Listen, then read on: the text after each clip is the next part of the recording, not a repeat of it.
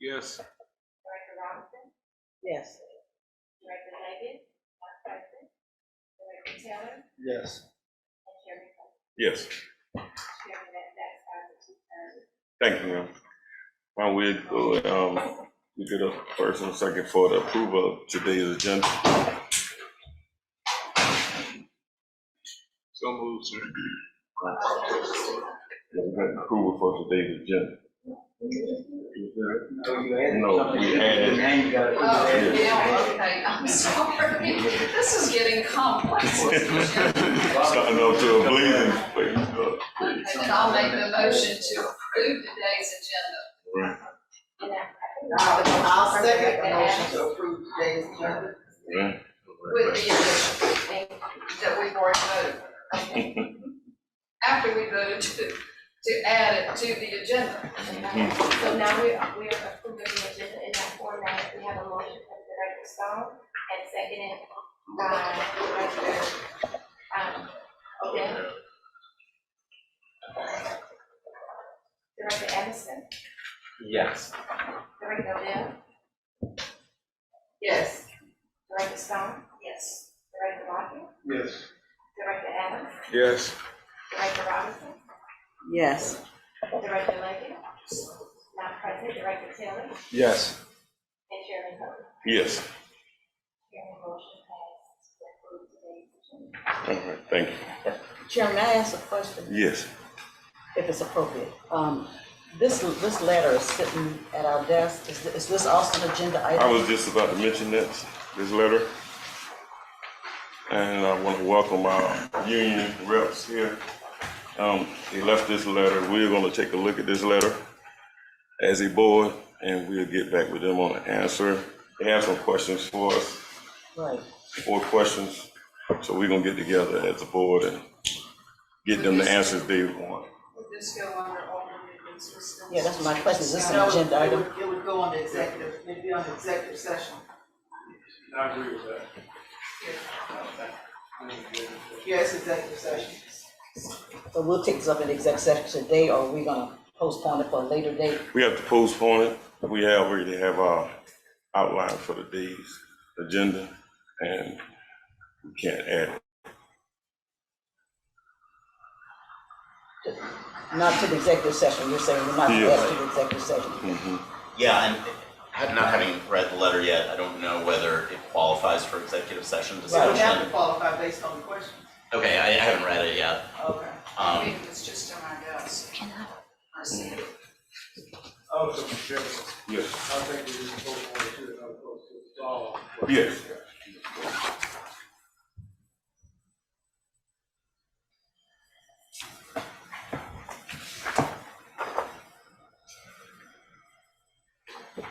Yeah, that is addressed to the board. Yeah, so we have to get together, talk about it, and come and respond collectively. Okay. I have some remarks, but they would be for executive session. And I want some background. All right. In the interest of transparency, are we saying that this will be on the executive session for September? Or are we gonna do it today is my question. I'm guessing based on the questions, we're gonna have to have a special call meeting to do it. Okay. It's going to have to be a special call. It's gonna have to be a They're going to special need the call. answer So before. did that satisfy the, That's a union president, Yeah, Ms. Diane Swint. we'll have to have a special call okay. to address it in time. All right. Thank you for that, Ms. Swint. And now we'll be moving on to our presentations. Employee recognition for above and beyond services. Thank you, Chairman. We have members of our maintenance team, and particularly those that deal with our amenities that we wanted to recognize today, both with the recent service expansion in Garden City, and hopefully you noticed the improvements to the shelter in front of CAT this morning as you were coming in. our maintenance and operations folks sometimes don't get as much spotlight as others, and we've got several members of that team here today that worked actually overnight when we were doing the Garden City expansion to make sure that all of the shelters and everything was operational in place. Mr. Flanders, would you like to take your film up front and let's introduce them, please? I like the t-shirts. Good. Mr. Flanders?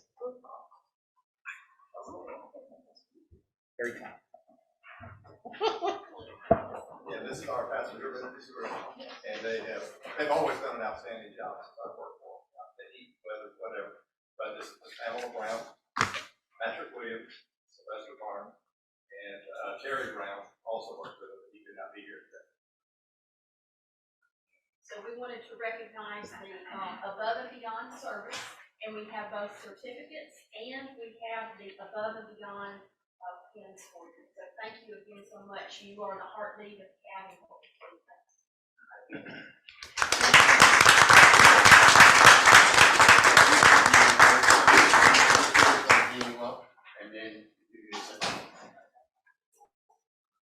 You guys have like a favorite bus stop? All of them. All of them.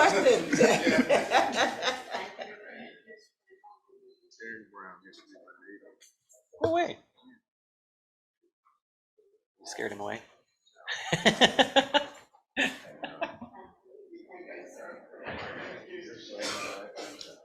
Can I ask each of them, how long have you been doing this? For Kat, how long have you been with us? Wow. 28 years. Wow. December will be 13. I started out as a Telluride driver. Wow. Thank you, thank you.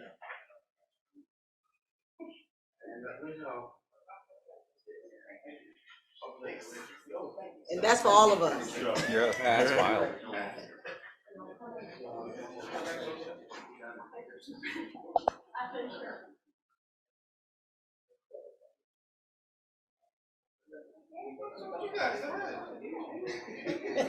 That's your job. She's trying to take your job.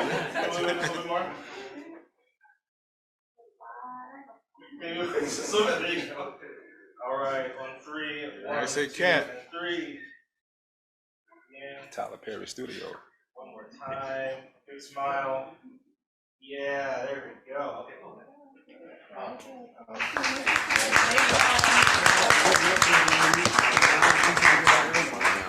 Long day. Long day. Thank y'all again. Thank you. Thank you. We got a lot of support. Thank you. I think we have one additional recognition, and Director Taylor is going to be participating in this one as well. So we have our partnership supervisor from Township today. She did a very tremendous job when Director was out of state, and she helped organize the state partnership to accommodate Director for all his hours while he was on. Director, I want to say something about your improvement. Yes.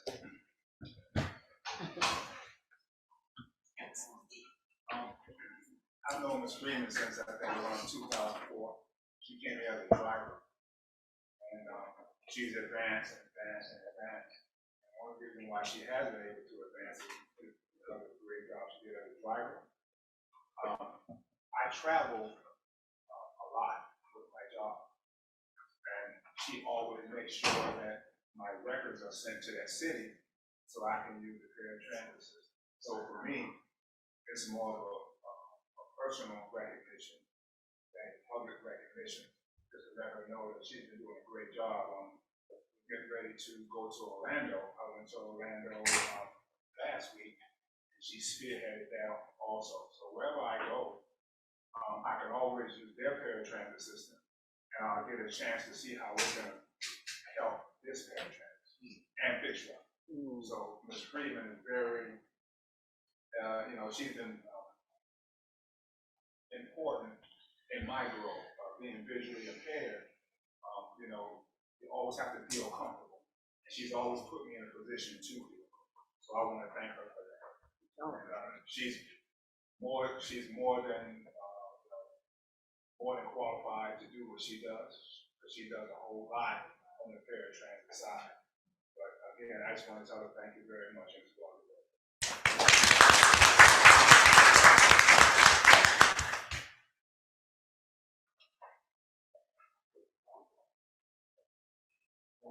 Thank you for that. Next on our presentation.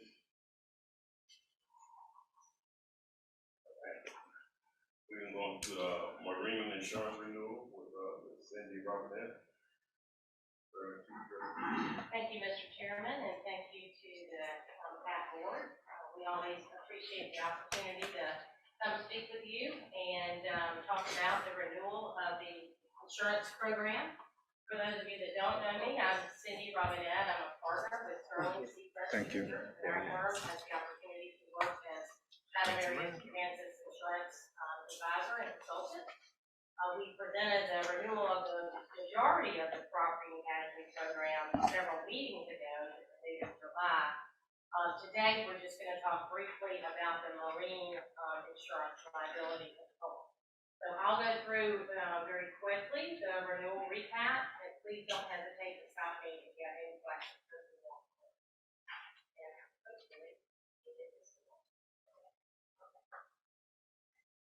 Okay, there we go. So I thought I'd start just briefly to give an overview of what the marine insurance covers. There are two components to the insurance policy. One is protection and indemnity, and that is the third-party liability that will cover claims for personal injuries to passengers and crew members, as well as if the ferry boats collided with another vessel or into other property.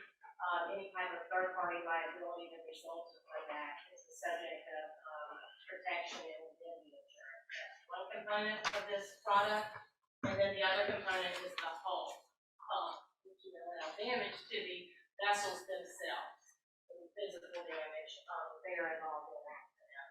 And you'll see that we have the four ferry boats listed there with their insured value and their passenger. So some of these boats are not in operation. Yes, but they are still ones, we would have to still continue to maintain insurance on them. If anything should happen, for example, like while they're in repair, and let's say there was a fire or something like that, we would still, but in addition to whatever insurance they may cover, I'm assuming that we still have to keep continuous coverage for the duration of our ownership.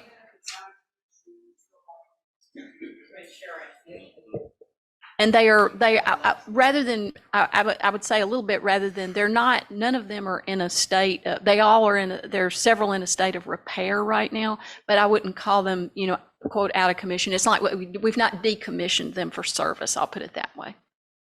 So they're just in a state of repair. Isn't that certification process that you tell us as far as the vessel itself? You would guys would be able to answer that, but I think the answer is yes. I think that's correct. Yeah. But are these folks coming back? Yes, they will be coming back until the two new vessels come in, and then two of these will move out of service, but the other two will remain in service. Very good question. Yeah. Thank you for that question. Exactly. And we will obviously, as soon as possible, as soon as we take a delivery of those others, the ones that we would not still be running, we will take them off the insurance rolls, just like we're proposing with some of the other surplus equipment as well. And the new vessels shouldn't have a big impact change on the pricing unless the hull exposure is greater, and then physical damage, the liability should change. Yeah, that was my question, would the new vessel cost more? It's gonna cost. So the cost to insure the physical damage will go up. I have the pricing split out in just a moment. Shouldn't be for more. The liability really will not impact the liability unless the passenger load is that much greater. Thank you for the question. Let's see if I can get this done.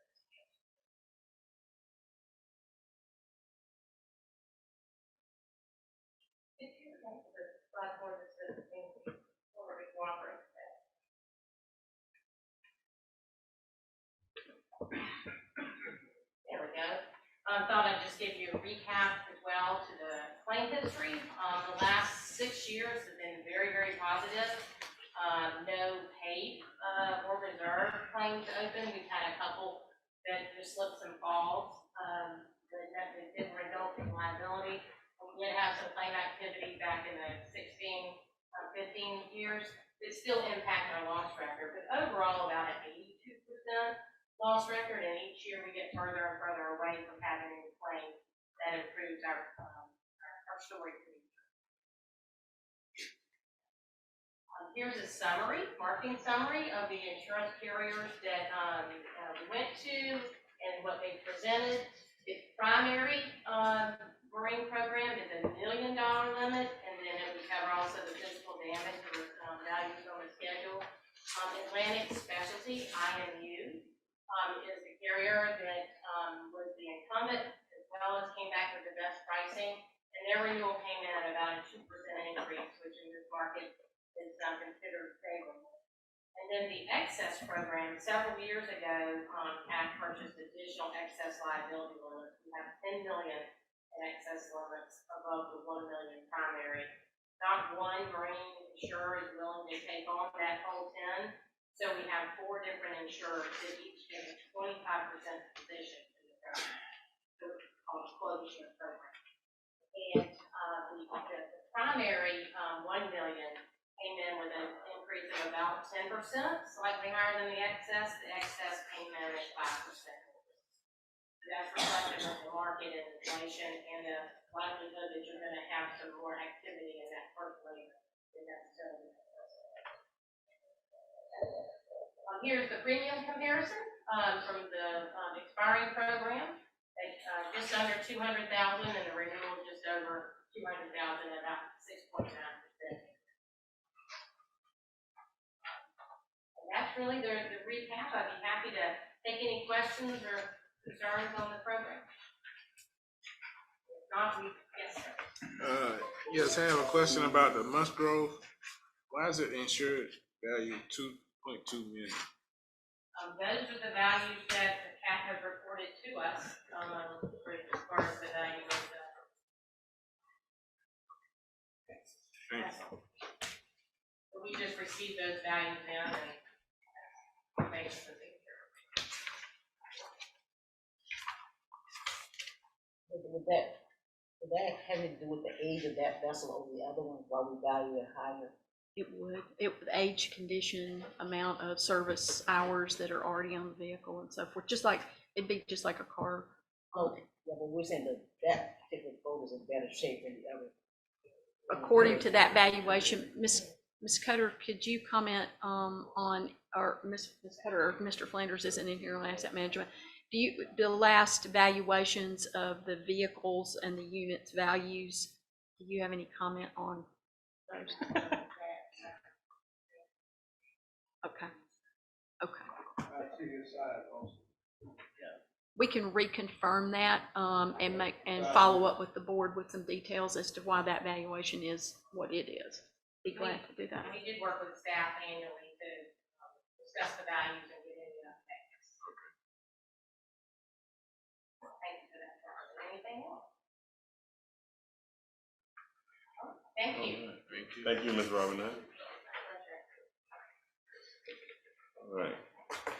Our presentation, we had a third presenter, but I decided to cancel her, Ms. Cooper, to put her on the table for a workshop in the future. I spoke with our CEO on it, and I think we agreed that we would rather her come in a workshop. Next, we want to go into our consent items.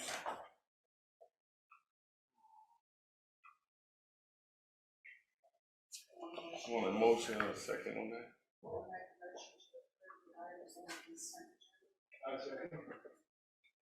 That we can roll call. Thank you, Mr. Chairman. I'll do a roll call vote. I have a motion made by Director Stone, seconded by Director Martin, for the approval of consent items 1 through 5. Director Emerson? Approved. Director Bell? Approved. Turner, Yes. Director Lockett, Yes.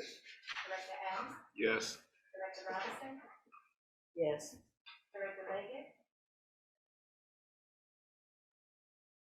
Now, President Bennett, Director Taylor, Yes. and Chairman Coe. Yes. Chairman motion. Thank you. Do you have any individual action item?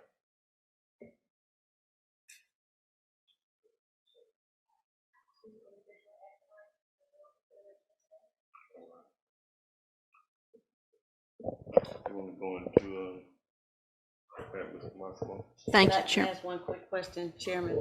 On item number 3, when we move it to old business for further discussion, will we then vote on it at that time? Yes, I believe that's the plan. Yes.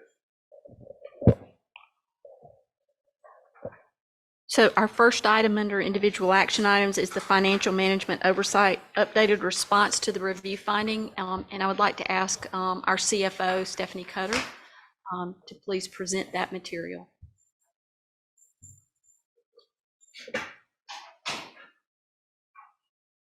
Morning, board of directors, colleagues, guests.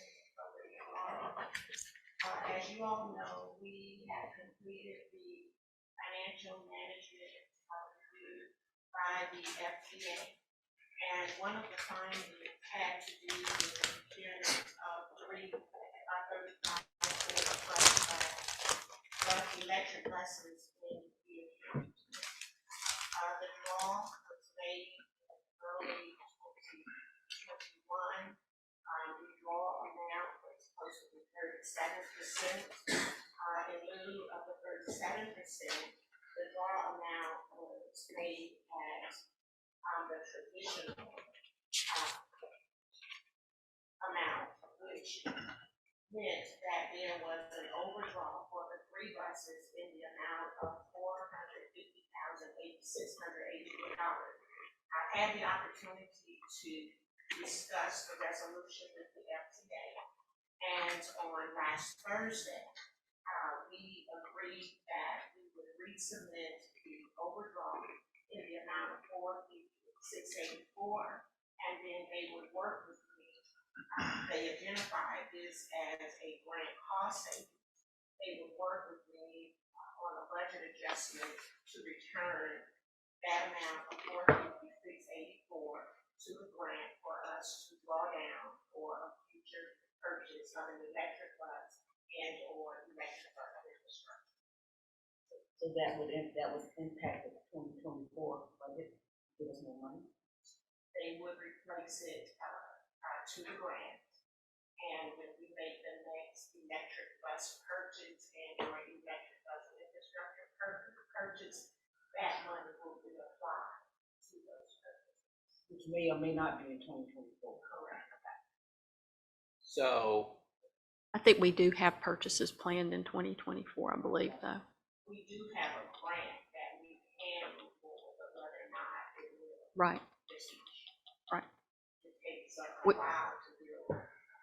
And well, we've got that, and then we've also got though that I was thinking also, Ms. Cutter, about that electric charging infrastructure work that we're also doing companion to the SMART grant, and that's kind of roll out at the same time, and we've been looking at how we could fund that, some of that as well. So this may be an opportunity to do that, and we would of course bring that back to the board for approval and consideration. So we're talking about, that's my question was, will this money have a positive impact on the 2024 budget? Yes.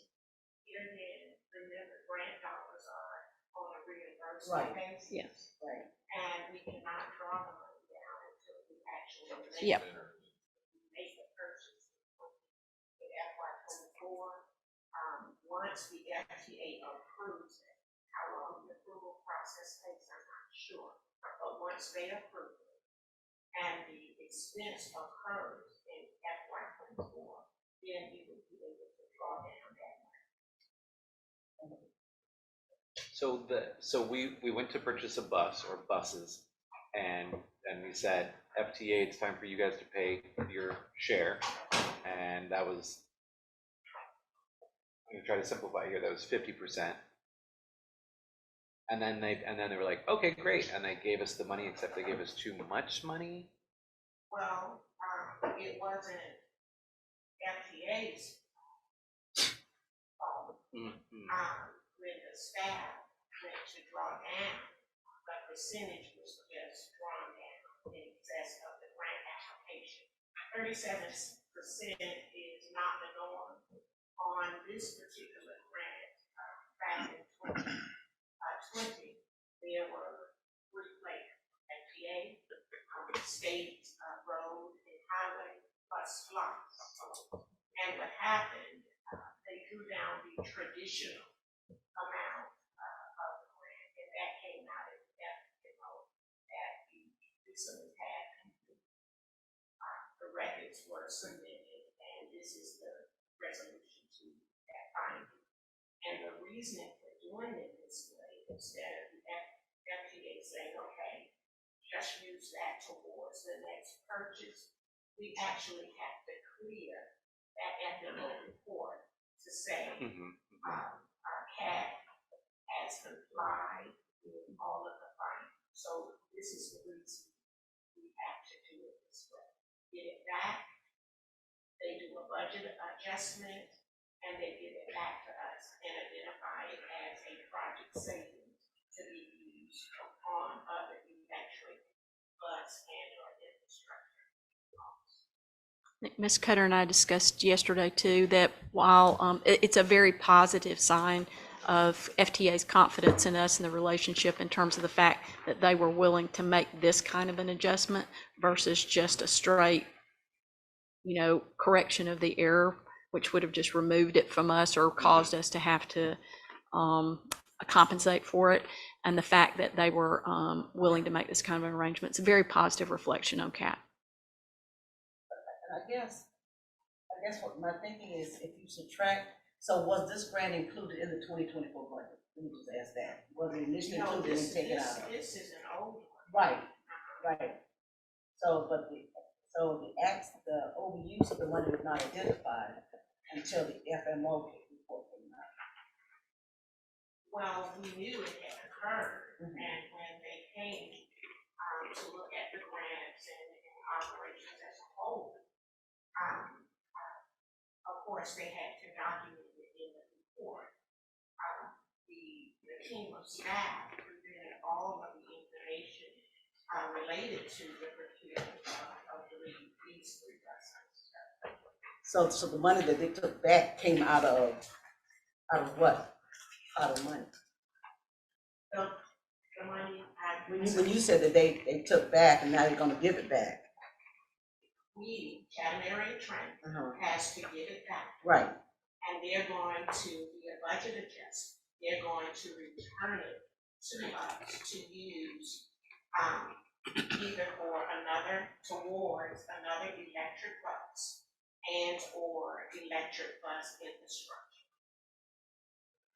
Maybe perhaps that should be on our agenda for our committee meeting. That's okay. Because I have another question. I'll save it. No, I'll save it. I feel like I have questions on it too. I'm happy to approve, and honestly, because I get it. But just in terms of like structurally how this works, I'm interested in learning more about it. So I'll probably bug you about it later. But I do think we should. Happy to approve. That's pretty well deal with that part. Well, we receive FTA money, and CAT has an obligation to spend in compliance with the approved grant application award. This particular grant was a part of a super grant that had many moving parts. And with the buses, there were, as I said, 3 funding sources: SPLOST, State Road and Tollway Authority, which is kind of unusual, and then FTA. Typically, the FTA percentage is 80-20. However, this spread was totally different. During the procurement process and the drawdown that staff did was in excess of what the FTA had approved. They released the money, yes, they did. That's, okay, that's it. Yes. They released the Yeah. money. They sure did, So it's like if you told me you would give me $10 and then I said, oh, I need 12, and you're like, okay. yes. So then you came back to me and you're like, I need my $2 back. They released the money. That's it. I think that helps me figure it out a little bit more. They just released it anyway. And remember, when we had, They got a lot of stuff.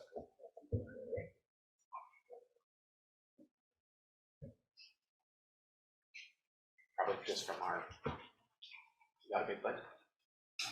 in situations like this, and I'll never forget this remark, this is, when the FMOs started, of course, I had been here maybe a month or two. And it really was a wonderful learning experience for me. And one of my first questions to the consultant was, well, why did FTA release the money? And the response was, well, if you ask for it, they'll give it to you, but that's why we're here. I think that kind of clears up my whole question. Yes. There's a check and balance that just wasn't in place. And they're dealing with lots of money. And that's a lot of money, but on an FTA budget, it might not. And the request was for a standard reimbursement too, as Ms. Cutter, this was an unusual percentage. And so there's nothing in the request we made that necessarily like- would have alerted someone. Yeah. It's interesting seeing how it does the checks and balances at the end of the day. And that's why it's so important that every piece of communication related to a grant application, award, and how the money is spent is well documented and maintained in a grant file.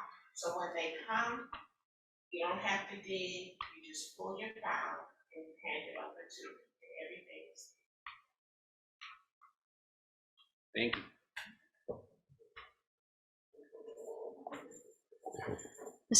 Ms. Cutter, you may want to stay up there for the next item too. The next item is our FY 2023 audit engagement letter agreement with Malden and Jenkins. As you know, the fiscal year 23 ended June 30, 2023. And the auditing firm has submitted a engagement letter that requires the signature of the board chair and the CEO. And this action item is requesting approval for both the chairman and the CEO to sign and return the audit engagement letter to the audit firm.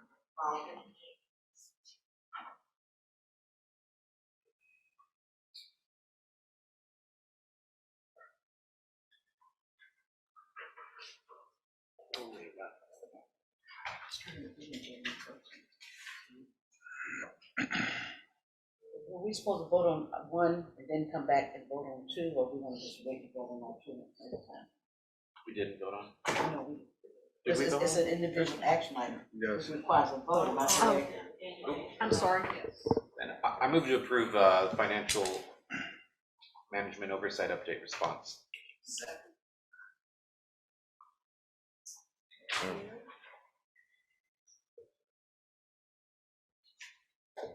And a vote is needed authorizing the chairman and the CEO to sign the audit engagement letter for fiscal year 2020. And That's the Chairman, second. before we go to the next item, which is the one Ms. Cutter is speaking on, for the ethanol, we have a motion made by Director Emerson and seconded by Director Stone. Would you like me to go into roll call vote for that? Yes. Director Emerson, Yes. Director Odell? Not present for the vote. Director Lockett? Yes. Director Adams? Yes. Director Robinson? Yes. Director Leggett? Not present for the vote. Director Taylor? Yes. And Chairman Cody? Yes. Chairman, motion passed. No. I'm sorry, I didn't get your second, but I'm sorry. It's yes for you? Yes. Thank you. Chairman Cody, motion passed to approve item 1 under individual action items. Thank you. FMO update response to the review.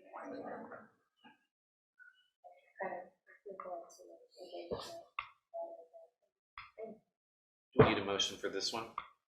Yes, for the audit and payment. I move to approve the board, the CEO and chairman to sign the audit engagement letter with Malden and Jenkins. I second. Question. Are there any, big findings that we need to know about for this audit? Don't know until it's. Oh, wait. Yeah, they- This is, yeah, This is just to prove to get them to do the audit. yes. And what's, is there a cost, what is the cost for, to have this audit done? I believe it's 57,000. Who's doing the audit? Marvin. Yeah. They do it all the time. We had a 5-year, well, a contract with them for 3 years for 2 renewals. This is the first renewal. They've been pretty consistent with their pricing. Yes.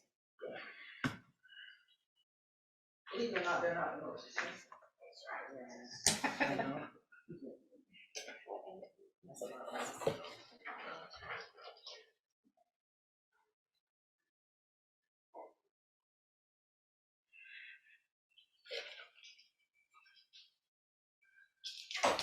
How much did it cost last year and how much will it Okay, cost? I now? have the exhibit, did y'all get a copy of the contract out? Maybe. Okay, 2020, it was 25,000, 2021, 26,000, 2022, 27,000, 2023, 28,000, and 2024, 49,000. The next 2 years is 57,000 The next 2 years for 23 and 24. are 57,000 total. Yes. So we're paying for 2 years? We'll pay for 23 in FY '24. And in FY '24, we'll pay for the audit for 2025. We have 2 more years for a total of $57,000. Oh, yeah, okay. Divided by 2. Yeah. Creative price increase on their behalf. It's not really that much of a price increase. No, it's like $1,000 a year. Not at all. Cool, yeah, motion's on the table.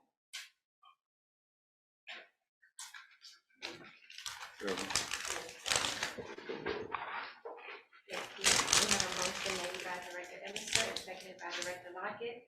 I'll do a roll call vote. Yes, ma'am. Director Emerson, Yes. Director Odell, Yes. Director Stone, Director Lockett, Yes.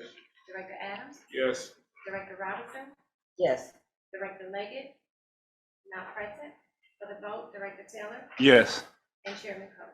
Yes. Chairman, motion passed to approve the audit engagement agreement with Alderman Jenkins. Thank you. Thank you, Mr. Carter. All right. Next, Now, item number 3 is on the agenda. yes, As an we action moved item. it to old new business, so we can take a vote on it later. So, but do we vote to make that, this is a staff recommendation? So do we- business. Yes, it's gonna go on the old and new business. Was that included in the amended agenda? Yes.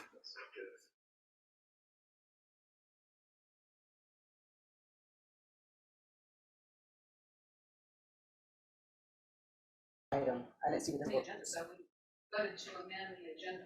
To add something, but not to take something off. But this is. No, that's what my question is.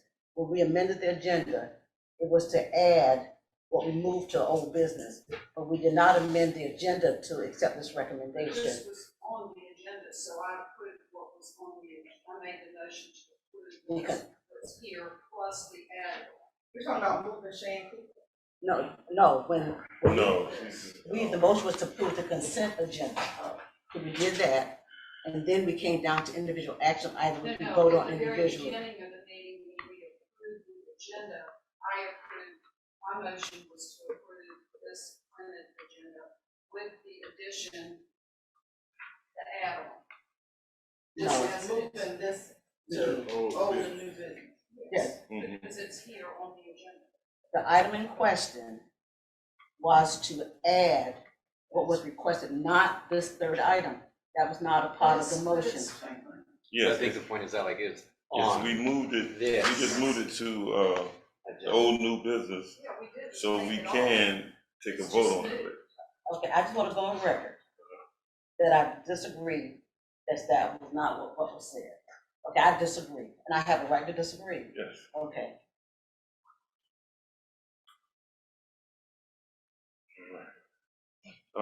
We're gonna go into our executive director's report. Let's, see you, Mr. Martin. Thank you very much, Chairman. We are excited to present something to you today. The comms team, it presents under the Executive Director's Report. And as we know, recruitment is a key focus area for us. I hope you saw the emails from yesterday where we had 12 new paratransit operators that started into training yesterday. And we also have 5 total fixed route, 3 CDL, I believe, and 2 that are that already had CDL, but 3 that are in CDL training. So we got fixed route operators also moving through, very exciting. So over the next 5 weeks, you're gonna see those folks actually moving into the vehicles and providing service, which is very exciting. But we also still are, and we've got a lot of other recruitment activity going on right now in other parts of CAT. And so we have been working, the marketing department over the last few weeks has been working on a new recruitment video, and we wanted to take just a minute of your time this morning to share that. You don't have it? Okay, if you can go ahead and get Madison, because Madison he's got it ready to run. Absolutely. Well, why don't we go ahead and go through yours, and I'll go get him, or Miss Beverly can go get him. It will be very exciting when you see it. Morning. Morning. Chairman Kobe, Board Director, this is the same decision that you all saw with me. So I will.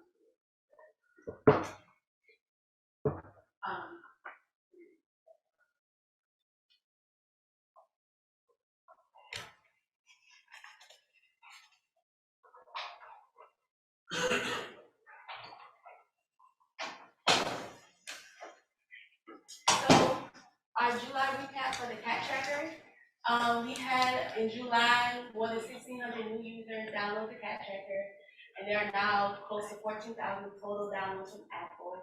In Google Play, we had more than 120 users download the CAT tracker, and there are now more than 3,000 total downloads in the Google Play.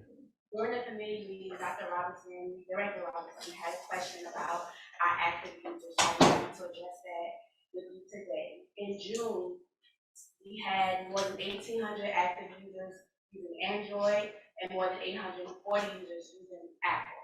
In July, we had more than 2,000 active users on Android, and we had more than 900 active users on Apple.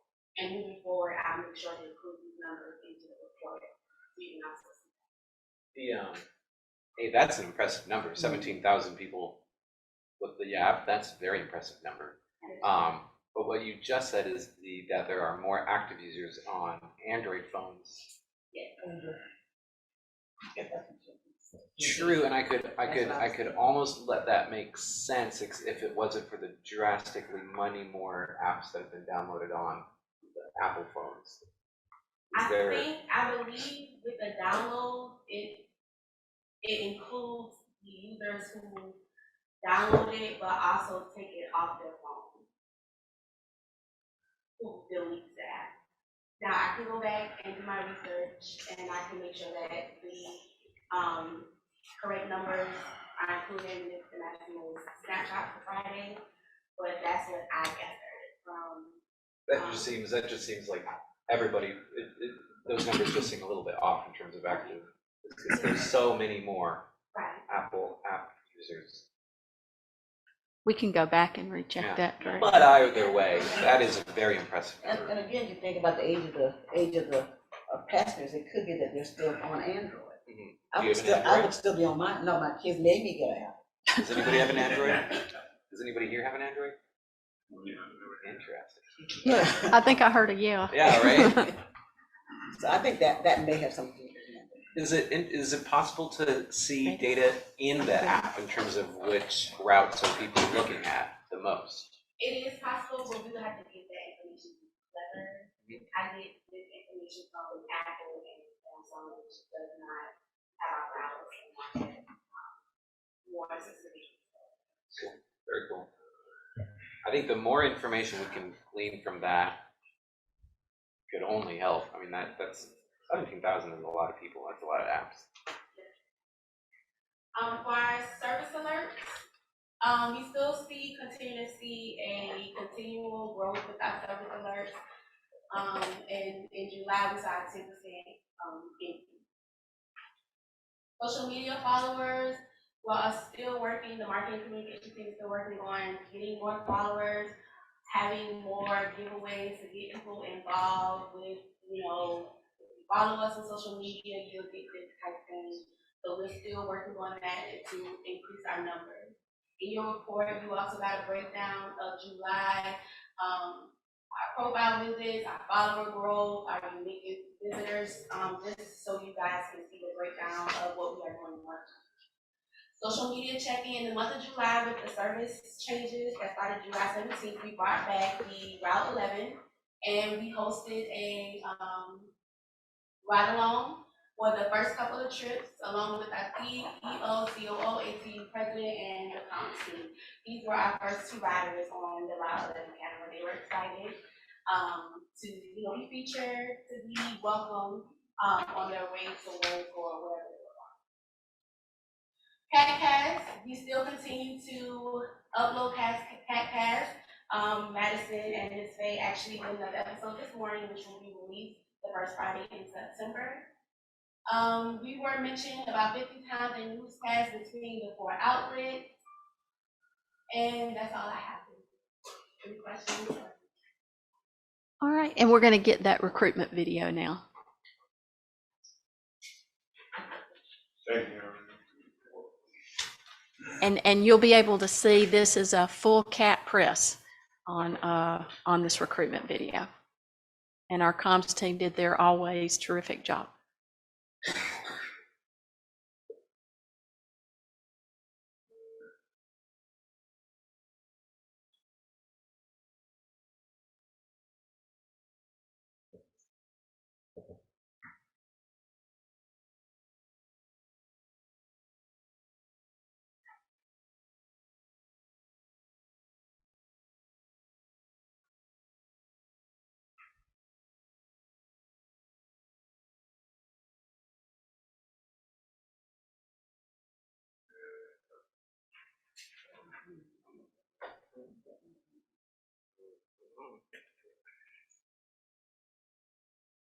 It's popular.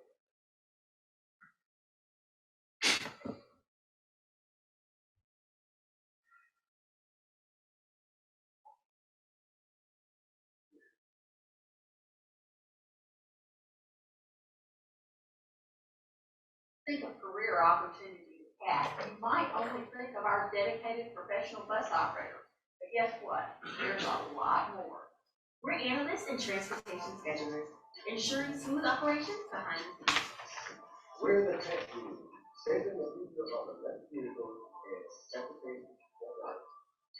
We're the frontline representatives, always striving to ensure that quality service is met. We're the educators, training the next generation of transit professionals to be successful on and off the road. We're the creative minds behind our marketing and communication, spreading the word about CAT's incredible services. Transportation is our forte. We're connecting communities and making sure everything runs seamlessly. We're the mechanics and maintenance experts, keeping our fleet running smoothly and safely. We are the management professionals who stay on top of our finances and staffing. Career and Ranch connecting residents and visitors across the river with jobs, meetings, and events. Our security team ensures the safety of our riders and staff, creating a secure environment. And of course, we have our professional operators like Trayvon, ensuring that people all over Chatham County can get where they need and want to go. At CAT, opportunities abound. Join us and catch a rewarding career with CAT. Okay, that was actually pretty cool.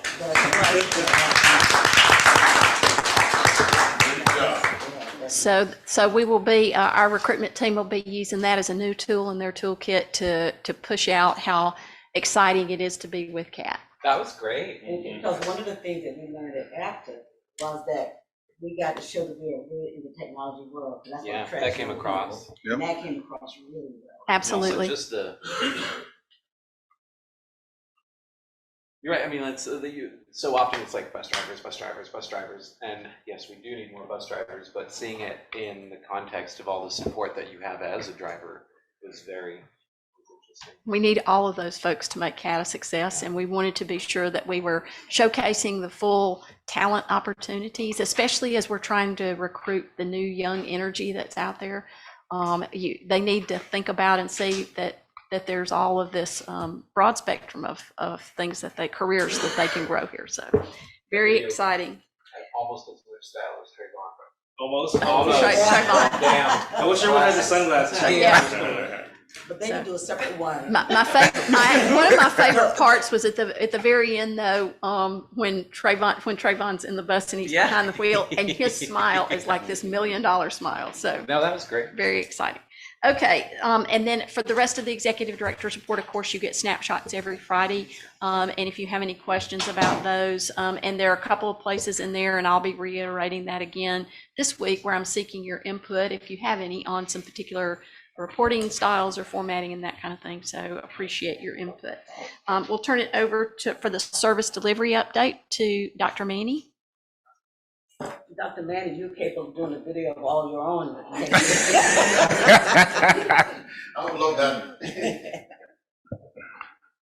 Good afternoon, Chairman Cody, board of directors, staff, and the project I'd like to present today.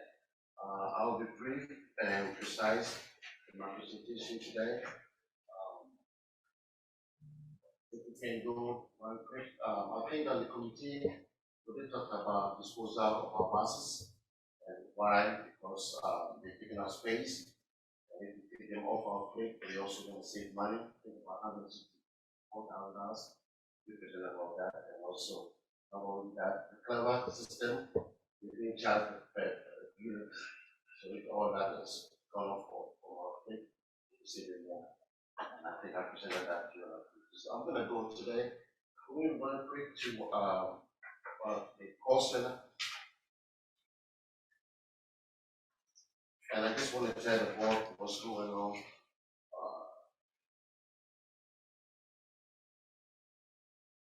Slide where, I think the next slide. Also one more. Oh, no. Go back. This one to share this with the board. So on the fiscal year, we have 15,962. That's on the point. I want the online reservation.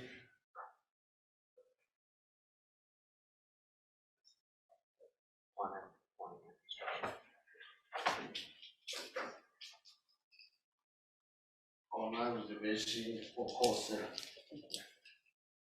Thank you.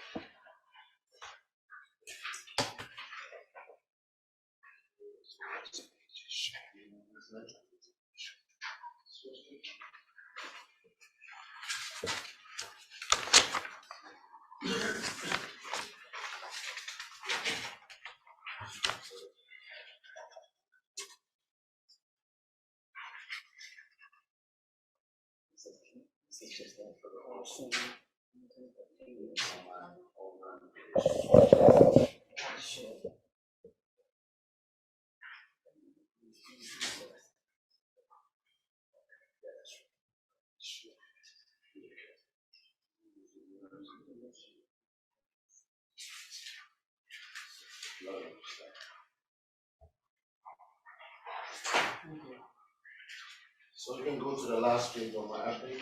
The online reservation is picking up. Last month we had 164 trips that people use online.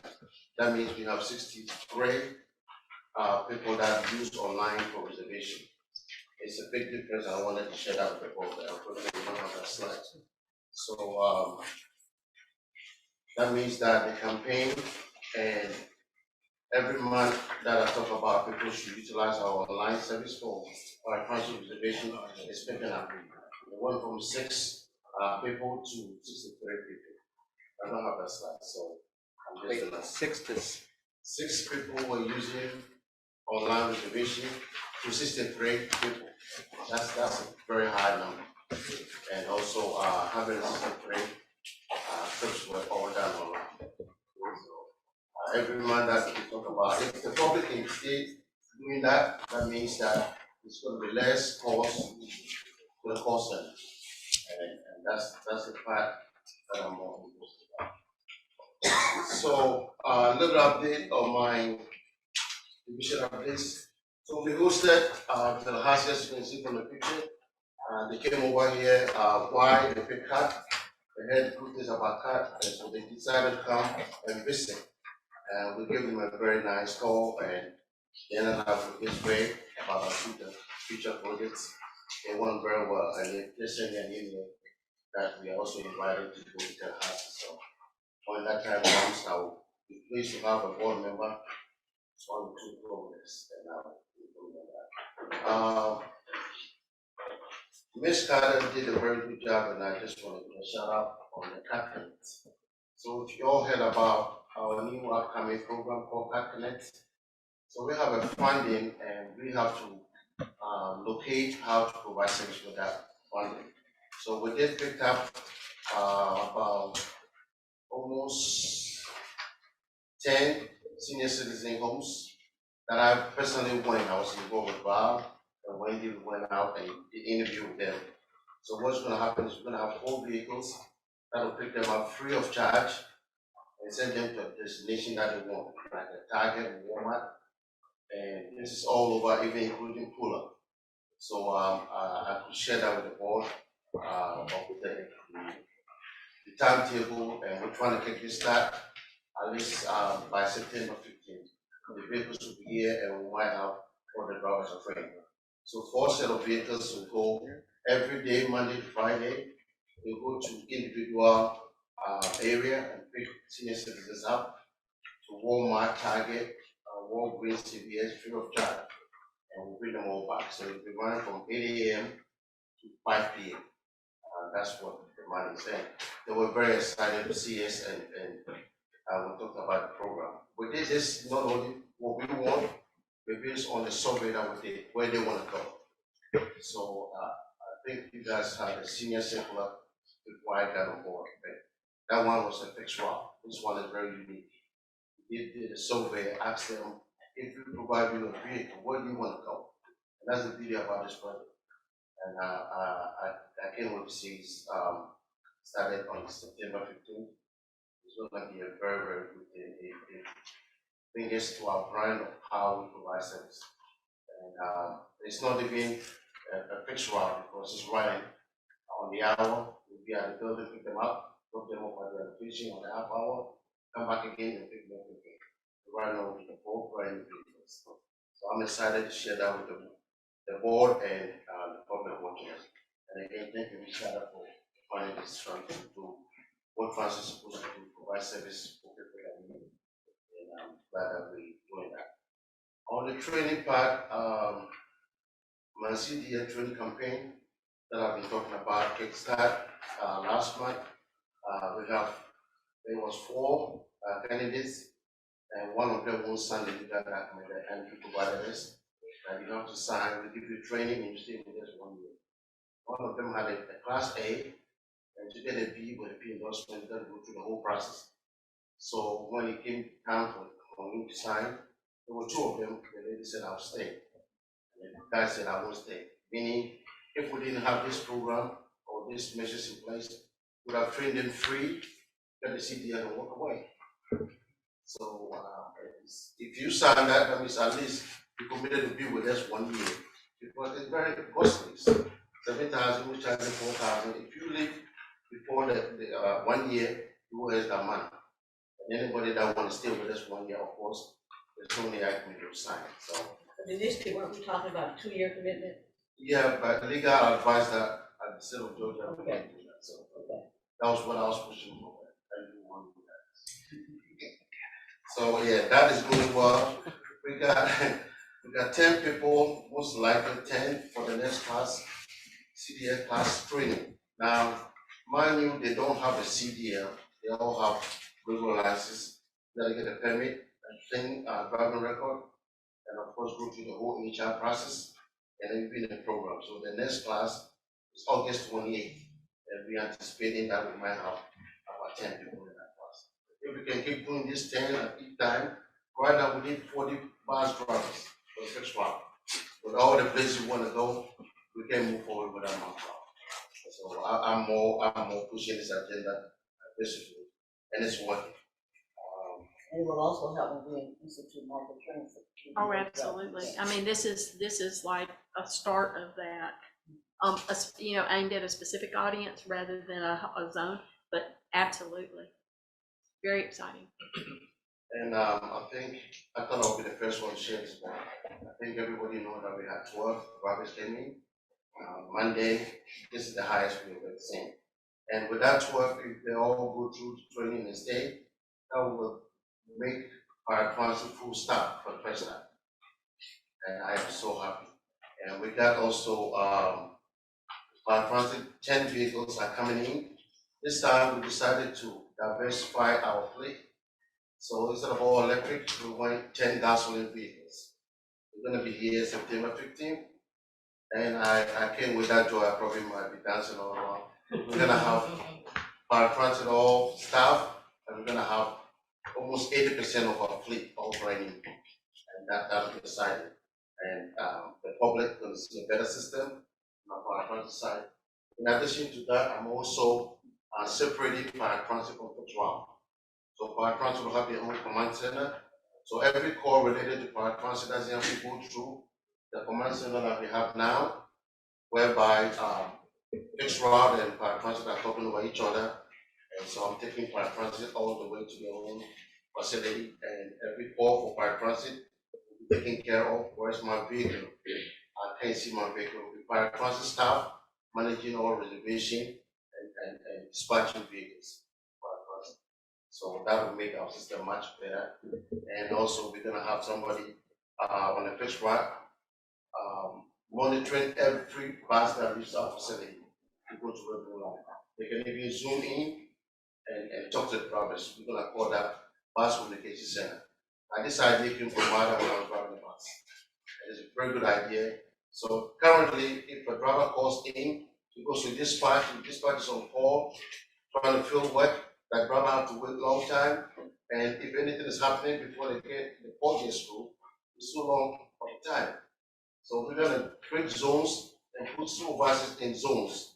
So we're gonna have a supervisor at ITC only, making sure customer service, everything related to ITC. Right now, we don't have that. So if you have a call on Ogichi Road, the supervisor have to travel all the way to Ogichi Road. We're gonna avoid all that.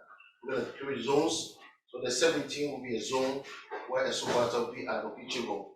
You don't need somebody to travel from ITC all the way to Ogichi. By the time they get there, anything will happen. So when it's all done, it's gonna be a better system. And I put here service enhancement. The only way you can enhance any service in this industry is to have manpower.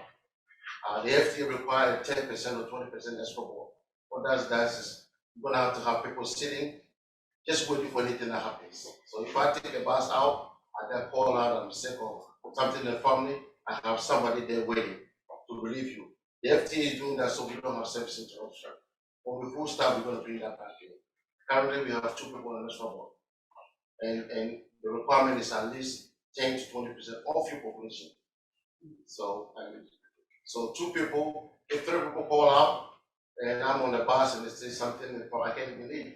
I gotta bring the bus back. No service to the public.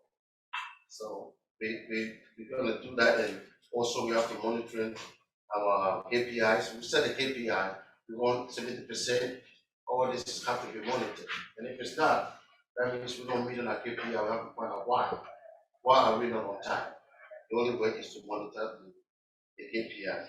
And the first one side, like I said, we're gonna station them all in the zones and make sure we provide a better system. I'm very pessimistic, I'm very optimistic. I've never been pessimistic since I've been here. And I have that energy and the drive, and I think we're gonna have all together as a team to provide a better system and move platform. That's it. With that, I end my presentation. Any questions? I have one.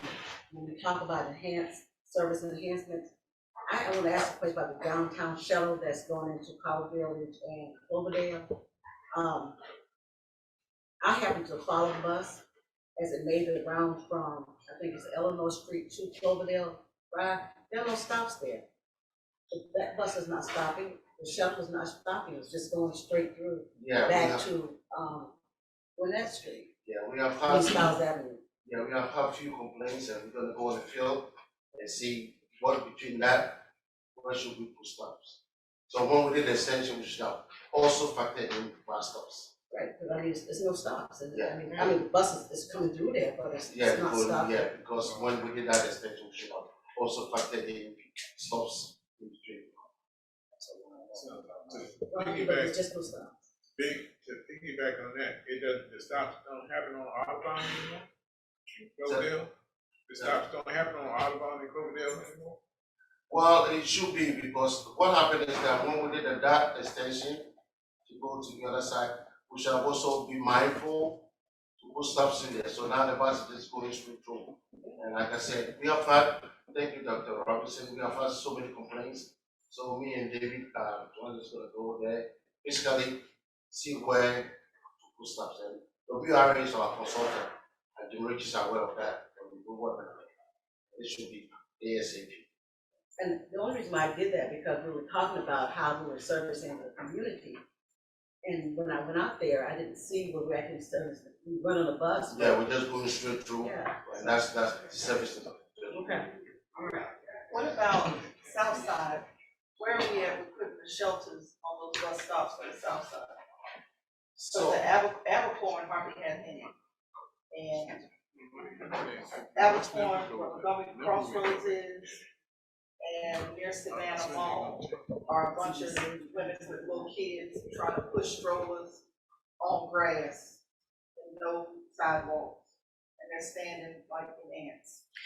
Well, the good news I want to share with you is that Ms. Fair has contracted a vendor to do all our bus stop inventory, see where bus stops need shelters and all that stuff.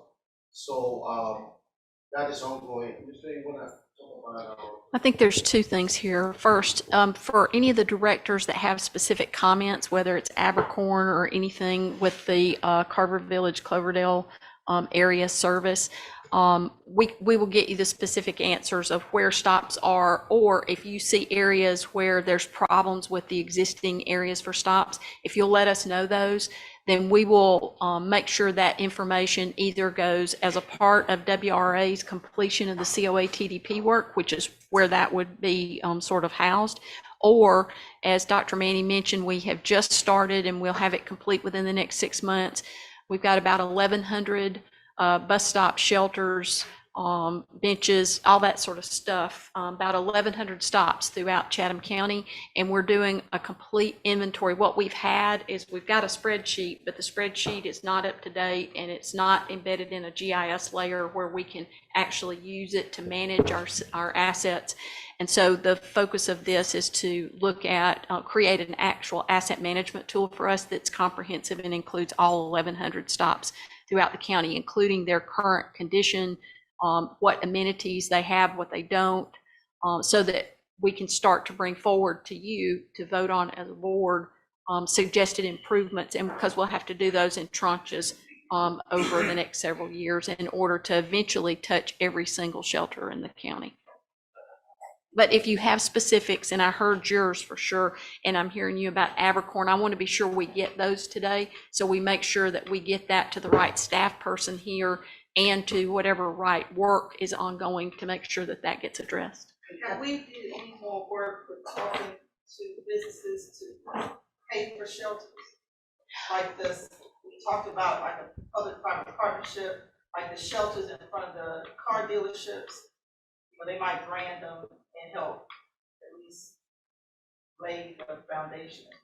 Absolutely. I mean, I think that that's a part of the work that we're doing already, but we haven't entered into any agreements or started negotiating those yet. Director Odell, we were trying to get a handle on what have we got and what condition is it in, and also make sure that we are trying to prioritize the areas where we've got highest ridership corridors in areas that maybe have seen least investment. So we're putting our equity lens on the work that we're doing because we know that's what we try to do with all of it.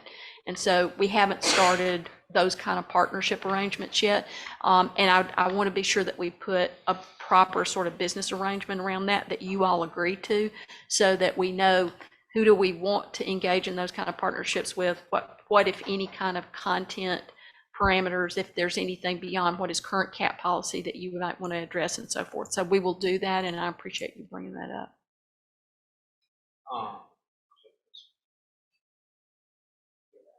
Any more questions?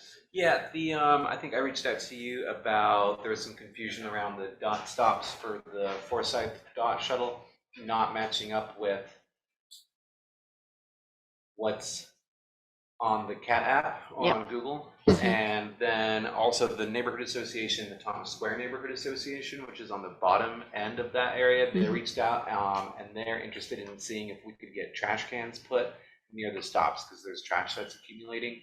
I told them I'm not sure if that's a city thing or a CAT thing or a both thing. So I'm going to email.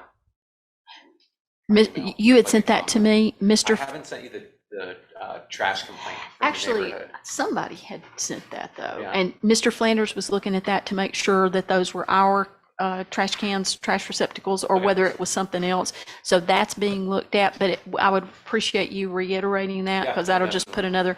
And then on the other one, we are looking at what's going on with the CAT tracker where that's not matching up. Mark Gladhill is working with staff to figure out where that disconnect is there. And it doesn't happen the other thing is it's not happening consistently. It's happening, you know what it's not a persistent problem. It's a persistent problem, but it's not a recurring in a way that it's just, we can track it and go, there's the glitch. It's, so we're working on it. It's in progress. And also, you may say this, so I don't know what they said. On the new vendors, we demonstrated a system where you can see all the trash can if it's full or not. And so this is the first time that I saw that presentation. So if we get that here, all these problems about trash cans, we can monitor, zoom in, and see what location and if the trash can is full or not.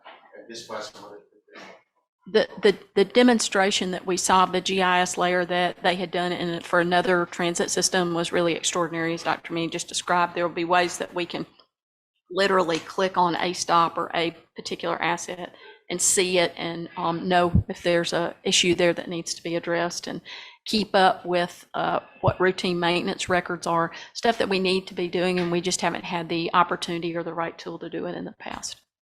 I think what would be helpful to this board, in my opinion, is to be able to see how we determine the priority list when it comes to improving these amenities. Whatever, I don't know how it hasn't been established yet, but how do we, and maybe from board input, say, yeah, this is good, or this may be moved up. That might be helpful. That's a great idea, Dr. Robinson. I'd also like to make sure we look at what technology is available.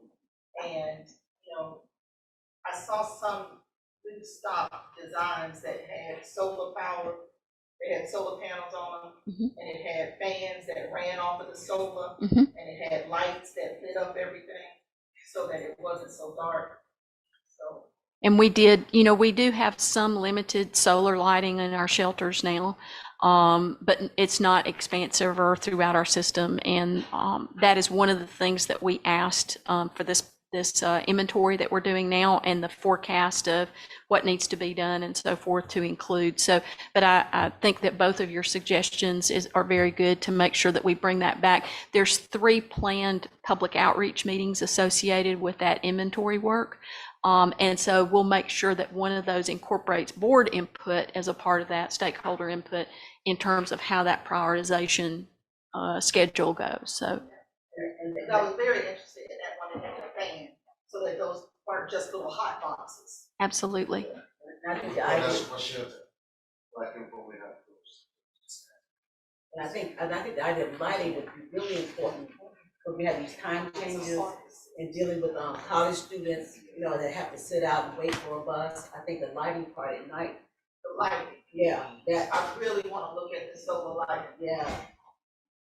Thank Solar, you don't have, if there's no sun, you don't have, really have light. No, it does, it stores the. Oh, that's It right. does. It stores, I got you. That's It right. stores the power. It's so, it takes in the light during the day and runs it at night. It's a key part of our sustainability initiative, the Go Green, that is also mirrored in our electric vehicles and so forth. So hybrid vehicles, and very excellent suggestions.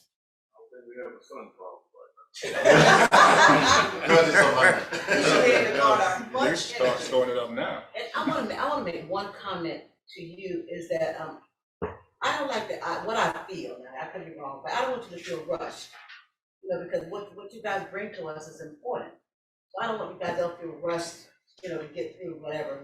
So, we don't wanna take all day, but my point is, I don't want you to feel obligated to rush through anything that you think is important, or any of you. One of the things we try to do with these reports in this meeting is we know what's been covered in committee, and so we try to make it a little more succinct in this meeting in the observance of a much fuller schedule, but still cover the major points. And to your comment, Dr. Robinson, those things that we think you need to be sure and note and know. No more questions, and we'll conclude my presentation. Thank you, Doug. Right. The next presentation is planning and infrastructure development. I'm not going to go through the slides in detail. Again, we just did a very extensive work session with you on the COA TDP work, the service updates that went into effect back in July. We have the August Title VI public meetings that occurred, but there was an extraordinary amount of data that was shared with you in the work session. I think everyone thought it was a very productive meeting and a very productive use of time.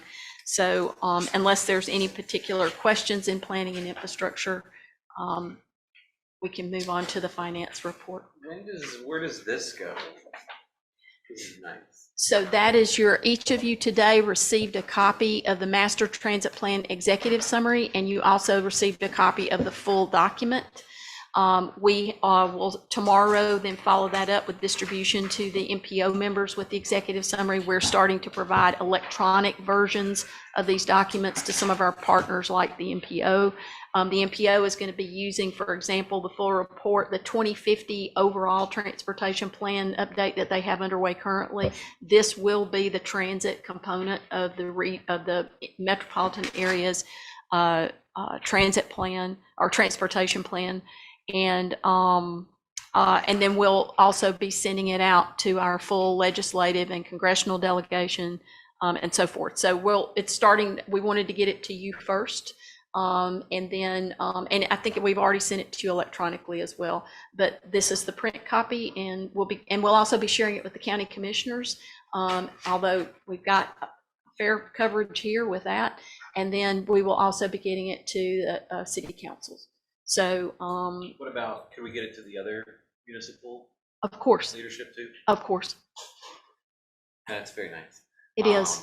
One and I don't know, I feel like during the presentation with Jim, I brought up if we were going to take Abercorn to 15 minutes, and it didn't seem like that was not immediately, not right now. But it's in the master transit plan for out for medium and long term, and I think that is. And keep in mind, remember, those are what you heard from Jim is the COA TDP, and that's actually the shorter term. This is the Nelson Nygaard work.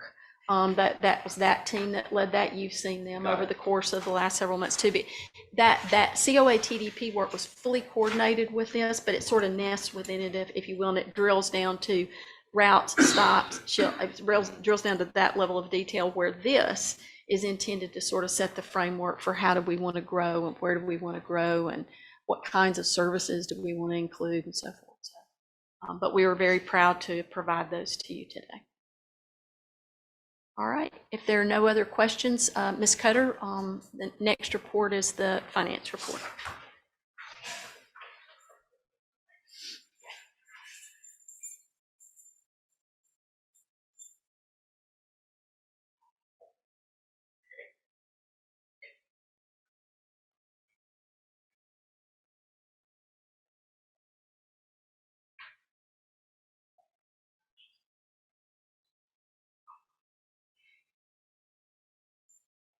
Okay, I will be going over the financial status for the month of July.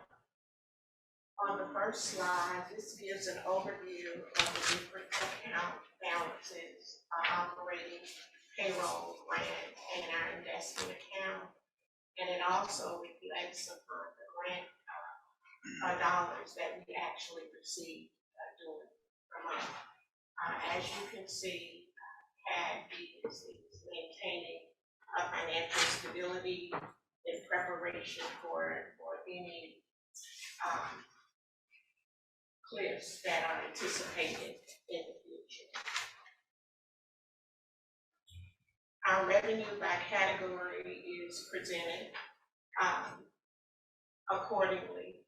I just wanted to highlight some of our revenue is down, and that's simply because some of the programs are not operable. We're still negotiating they're operable but not full-fledged to accommodate expansions such as the dock shuttle, which is reflected under agency revenue, our program revenue.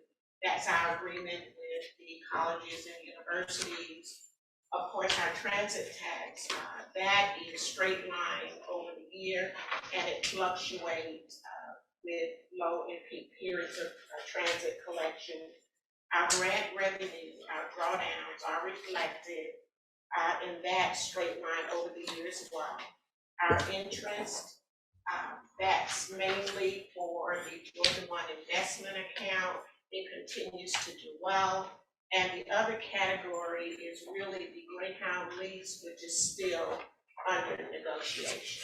Mr. Cutter, would you go back again to agency revenue and help me understand that again?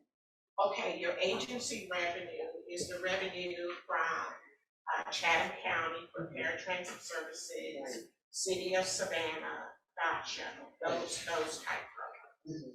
Yes. And it's in the red because? The revenue is less than budget that came in for the month of July. And it's really because we're still waiting on a new contract, the new contract for the dock to come in, and that revenue will be up.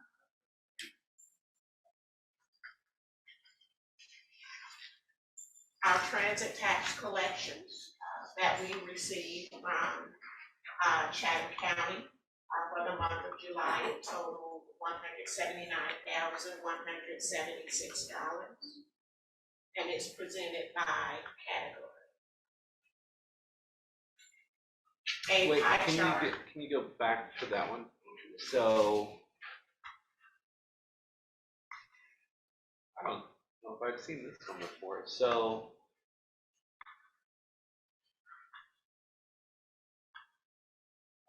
okay, sorry. So this is, for example, what I'm paying. These I'm gonna try to get this question out real quick. So 1.15 mils is what I'm paying on my house for the transit tax. And my house and all the other houses for the month of July added up to $168,000. That's what was collected. Interesting. And the millage is 1.056 for the transit tax. Okay. But this reflects the actual collection. Mm-hmm. And as we get further in the fiscal year, I usually do a line graph, but because this is the first month of the fiscal year, I did it in chart format. There's nothing to compare to in the first month.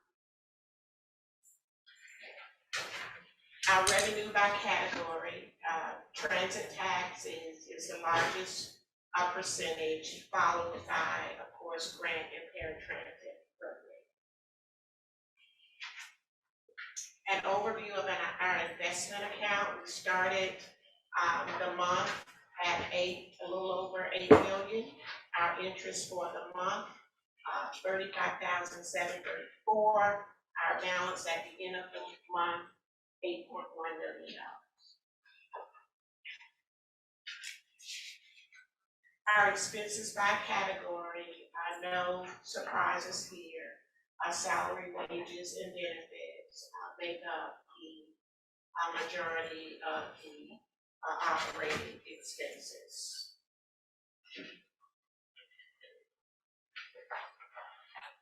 A comparison of budget versus actual is listed in the chart, and the graph, the orange represents actual, the blue represents budget, and as the graph reflects, the expenses are less than the actual budget. As we bring on more staff on board, you will see that get closer to budget. Another graph showing our revenues and expenses. The orange represents revenues and the blue represents expenses. Side by side, you can see the differentials. Our recruitment stats for the month of July, we received 116 applications. The applications are listed by category. Out of the 116, 31 applications were not qualified for the position that they were submitted. We extended 14 offers, had 10 new hires, and 6 exits for the month. Our July stats, you're going to see a different look. Number of applications. We're using different recruitment tools. So hopefully our numbers are going to increase substantially. Did we finish the salary survey for drivers? See if people paying attention? Yes, we did. That was completed, what is this, 23 and 21. We hired a consultant, and it looked at all of the positions. Right, but we talked about it earlier this summer, because we were looking at recruitment, and we were wondering if we were competitive based on the current trend. We actually, one thing, Ms. Cutter, let me add this real quick. We do have the APTA survey that was done this year, and we were on par and competitive with those. And I think, Ms. Cutter, no. Well, we've done some adjustments. I take that back. We have done some adjustments, but we are on par with APTA. And I think that salary survey, or that salary pay and class study that we did, Ms. Cutter, wasn't it finished last year in 2022? Got it. They collected the data in 2021. And if you all recall, the beginning salaries for drivers went from $17.39 last year to $20 per hour. And then we made adjustments because that had a ripple effect on all other categories based on the longevity of drivers. We made adjustments to make every driver and supervisor position whole because of that significant increase in entry-level salary. Then we came back. That was implemented, those adjustments pending union negotiations with that concluded in November. Those adjustments went into effect January 1 of this year. And then in July of this year, there was another adjustment. So that everybody, so the minimum salary that a driver's making now is $20. And then we adjusted percentages based on longevity, and that went into effect July 1. That went into effect January. Then we had another bump in July. And that fixed route and paratransit get paid the same per hour coming in? No. Okay, I didn't think so. So the 20 was for fixed route? Okay.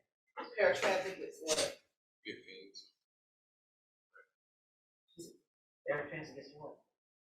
Paratransit is at $15.45. Yes. Now. And that's competitive for drivers, because you get $15 at Burger King. For paratransit drivers, remember, our paratransit driver pay was really, really low. And a commitment, even in union negotiations, we didn't do a whole lot with paratransit pay. But taking a look at what long-term paratransit drivers were making, and the contract allowed flexibility, particularly for paratransit, which is 100% funded by Chatham County General Fund. So what we did, since the fixed route side was really in good condition, we knew that we needed to pay some attention to paratransit drivers. So we mirrored the scale of fixed route in terms of categories. 1 to 2 years, we started this. 2 to 3 is, so there was good movement on the paratransit side. Because paratransit drivers have a little more obligation than fixed route. Yeah. And it's a little more strenuous. Yes. Because you're dealing with sick people, you're dealing with disabled people, you gotta lift people, you got additional responsibilities. Those things are taken into consideration when setting the salary. Yes, and that was one reason. I'll give you an example. We had one paratransit driver, and you don't have many with longevity, maybe 3, 4. But one in particular, and I forgot what I was working on, but I noticed this particular driver had been working with Chatham Area Transit Authority. I believe it was 14 years. And the employee was making $14.55 an hour. That's a problem. That was a problem, and it was addressed effective July 1 of 23. Not only that one, but every employee falling in that category. So that has been addressed. Right, because longevity should be considered. Absolutely, absolutely. Absolutely, and it was. And that's like $1 a year. That's a problem. Did we do anything to compensate for those years when we did not pay? It became effective July 1. We did not go back retroactively. It was effective July 1. And how many people did we have like that? Maybe 3, 4. No. We had quite a few in the middle, but they were adjusted according to years of service, according to, it goes by really months. 1 to 24 months, entry, 24, and it just went up to the top. And that's really important when you talk about recruiting for paratransit, because you just said they don't stay long. The idea is to get them to stay longer. So we gotta have more attractive things to draw them and make, getting them is one thing, but retaining them. Absolutely. And we're working on the benefits package, right? Oh, yes. Yes. Primarily a better retirement. That's definitely a better retirement plan. That's another place where local funding is going to be really critically important in terms of how we support that too moving forward. Well, right now, local funding is what, 83.89% of our operating between paratransit Between and. paratransit and, of course, the transit.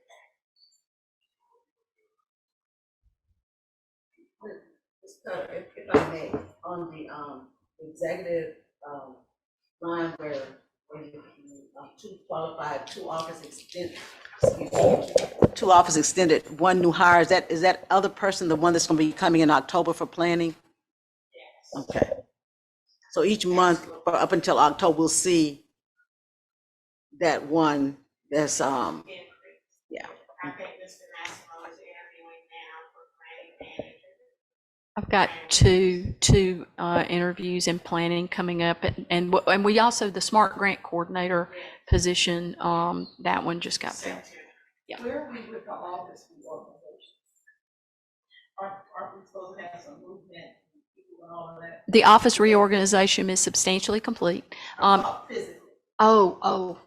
That is still. Where people are sitting. Absolutely, that is still underway. Of course, we've gotten, and it's like, as I know you understand very well, Director Odell, it's you start to play, if you move this one, then there's three others that have got to move. So planning will be moving. So Ambria, who is still housed out here in the corral in the lobby area, and the new planning chief and the other, if this other planning staff person works out, planning is going to be upstairs here, and we've got that area ready to go, but we've got to make that move. And then there's a safety clerk position that is coming on board. They're temporarily going to go at the corral out here until we figure out exactly how we're going to house the safety management staff, but we are working through all of that now. You always put a wall up out there too, to make the lobby But we are 27 offices short. We are 27 spaces short, not necessarily offices, but we are 27 spaces short if we were fully staffed. Now, we did, as we presented to you all, we did make an attempt at the property across the street with the hopes that that could be an expansion area. And one of the property owners was a willing seller, the other was not. And would not, we were not willing to go above appraised value. And so that is just sitting there right now. So another expansion opportunity we're still looking at. Probably not. I think that there's some structural issues already. So I don't know if we could add a third floor or not. But we certainly can look at that. We've got an architect who's working with us now on the renovations to this building. You remember, we had an old grant that has never been committed yet, that is for renovations to this building and some renovations to the ITC. Now, on the ITC, what you're going to see is from when you walk in the lobby area, from where the Greyhound window is now, from the Greyhound window all the way to the end of the building that's currently CAT, that will all become CAT. Greyhound will be in that other end of the building. They'll enter from the outside on the other end of the building. We'll have no interaction with them at all. And that lobby area is going to become the new, so that boardroom where you've historically met at the ITC, which is insufficient in size to host these kinds of meetings, and this is a multi-purpose room, is not really a permanent home. That area will become the new boardroom and community meeting space there. And we are. No, we're going to do office space there's other places where we can do office space in the area sort of between the end of the lobby area and up to the wall where Greyhound will be. So we are doing some office space down there. We're also doing that meeting space. The old boardroom could be, turned into multiple office spaces or even training area. And we're working with the architect now to figure out best uses, and also, really importantly, flexible uses, so that we can use a space in one way this day, and then we could just, with some simple, either a partition or something like that, it could serve a different purpose the next day where we need flex space like that. So all of that is underway. A nice place to work. It is. Spend so much time here. It needs to be a clear space. Agree. Completely agree. Adjustments will take care of the immediate 20-some spaces that you need? Not yet. No, not yet. And so we're still, like I said, we're working with the architect. We're looking at the renovations. We're trying to maximize everything that we can do. We're looking at We're also having to look at security. We're also having to look at the infrastructure for this building that supports heating and air. It has some pretty strong needs. So there's all kinds of things that have to be done. Even before you start looking at space allocation, there's other sort of operating system issues with this building. And then you got parking at the ITC, but we are very close to an agreement that we hope to bring to you next month. We're working on with the city now so that some of the parking down there now that is currently more sort of public space, it will be committed for CAT exclusively, so that parking is not a recurring issue down there as well. So there's a lot underway and it's not finalized yet. But that's another place where we're glad to give you updates, regular updates on that as the progress is being made and as we're looking at how to make it all work. And we're still hopeful about across the street at some point.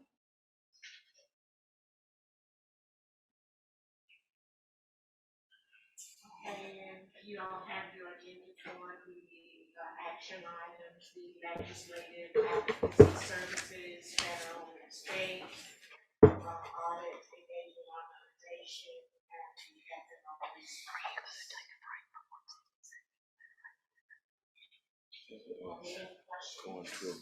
Yes, I have And then going to one recommendation on your recruiting status sheet. It would be helpful if we knew how many employees that we're short per section, and then how many left, because the recruiting looks great, but it doesn't give us an actual number. Let me give an example of we were short 22 and we recruited 20, but 15 left. How many do we actually have? I'm still trying to figure out how Clark can run that far with no kids. Okay. And then I got so. If they can make it run. Okay. Thank you. Any other questions? I don't want to buy a car. I don't like to buy cars.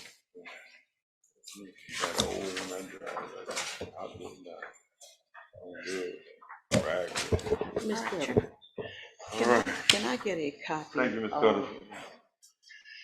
All right, we are about to go into, we want to go into executive session to discuss, meeting to discuss potential litigation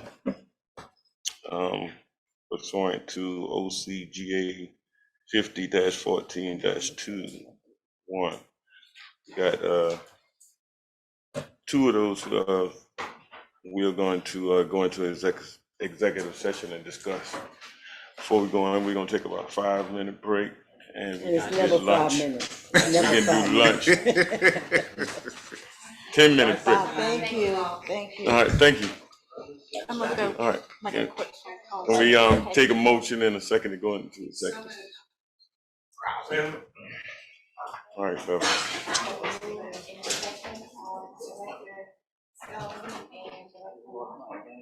You gotta vote, Catherine. You gotta vote, you gotta vote. Yes. Director Odell? Yes. Director Stone? Yes. Director Lockett? Yes. Director Adams? Yes. Director Robinson? Yes. Director Luckett? Director Taylor? Yes. And Chairman Coe? Yes. Andrew, what I didn't look up. Just keep tracking. So that's the only way you can see it. They said that they're picking it up on license plate readers. I guess they have license plate readers.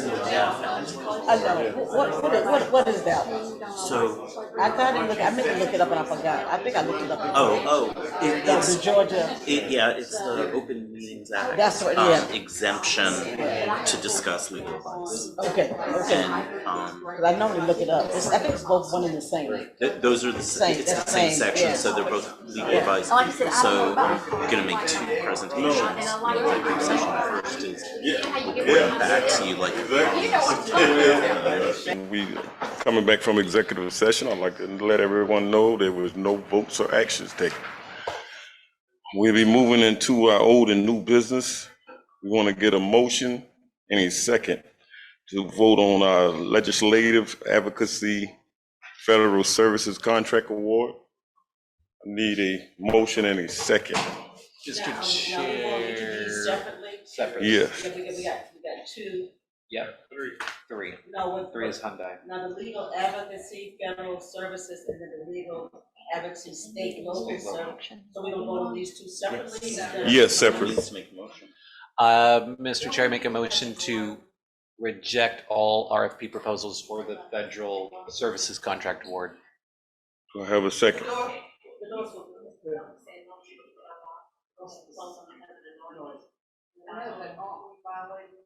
I don't think it actually is Can we a open literal that one? open door. No, it's unlocked. Everybody- Doors Yeah. were open when the executive session ended. They're closed, but they were unlocked. It's still an open session. Anybody can come in, we can still want. And we're on I TV. understand, I just didn't want it to get in trouble. Anybody want to second that? Do we have a I'll second? second it. Beverly?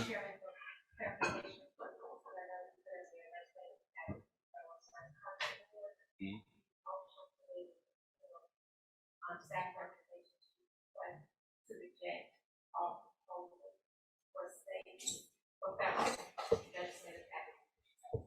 That's correct.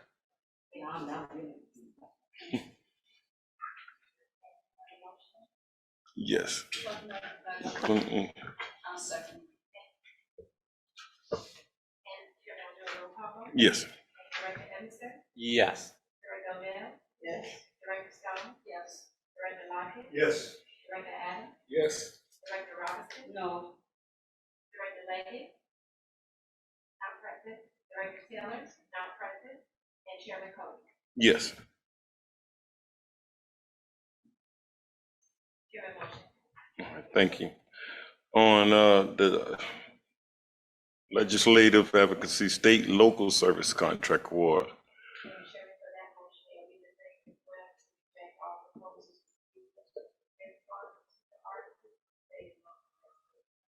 Yes. Motion. Second. We made a motion. Yes, roll call, please. Director Emerson, Yes. Director Odell, Yes. Director Stone, Yes. Director Lockett, Yes. Director Adams, Yes. Director Robinson, No. Director Leahy, not present, Director Taylor, not present, and Chairman Cody. Yes. Chairman motion passed. Thank you. Third, we have to approve authorizing the CEO to execute the mutual non-disclosure and confidentiality agreement with Hyundai. I want to get a motion in a second. Second. Beverly, can we get a roll call, please? Motion by Director Stone and second by Director Emerson. Director Emerson, Yes. Director Odell, Yes. Director Stone, Yes. Director Lockett, Yes.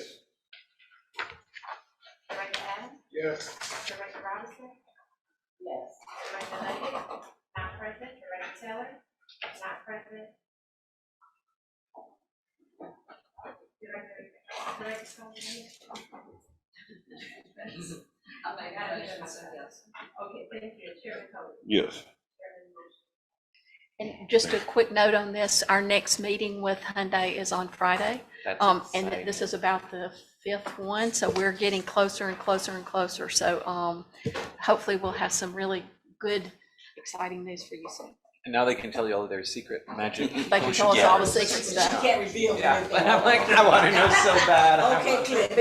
All right. You can spill some to me, right? Because I'm in the NDA, like, right? Like, Next, we have our next board meeting on September the 26th, 2023 at 11 o'clock. Thank everybody for coming. This meeting is now adjourned. Thank you. Thank you. So question, did you get your? Yeah, I did.